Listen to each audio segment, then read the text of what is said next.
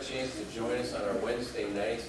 Great services. We started out this last week going with the Apostle John to the upper room and saw Jesus wash his disciples' feet and institute communion. And one of our elders, Josh Miller, did just a fantastic job being the Apostle John and describing those moments in a very personal way for us.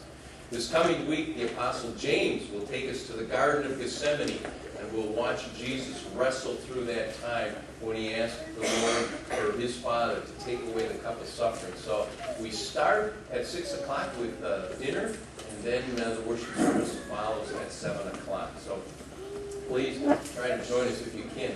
The rest of the items on page 8, please take a look at them and join us when you can. There is also one more thing that I should point out. The last couple of weeks you've had bulletin inserts about Perry Mears coming. He is a Christian plan giving counselor, and he works with members of the Wisconsin Synod on preparing wills, and he helps churches prepare trust funds and so on. He'll be out on March 7th, and he's going to be with us for our Bible class, talk about these subjects with us.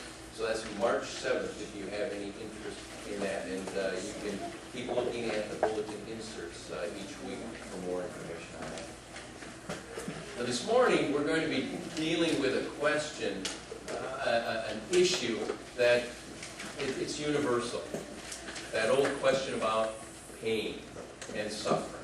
How do you make any sense out of it? And there's suffering all over the world. I mean, in every place of the globe, somebody is suffering.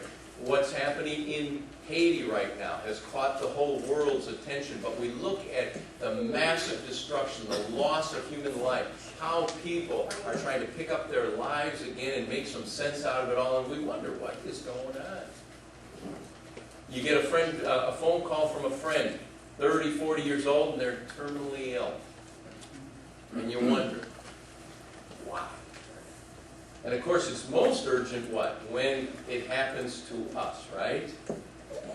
Then it's like, God, where are you? Why are you doing this to me? What's the point of it all? The Bible doesn't avoid that kind of questioning. It deals with it head on. We're going to look at a story today where Jesus comes with his disciples, and there's a man who was born blind. And the disciples just blurt out the question, how come he was born blind?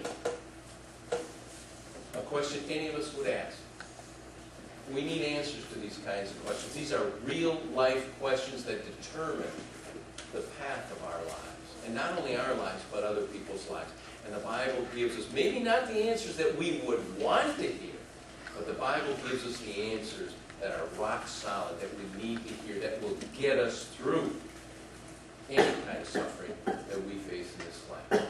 So let's begin this morning. Our first hymn is number 104. It's a Lenten hymn. And just a hint, it's the message of Lent, which is the basis of the way that we respond to the question about suffering. Let's sing hymn number 104.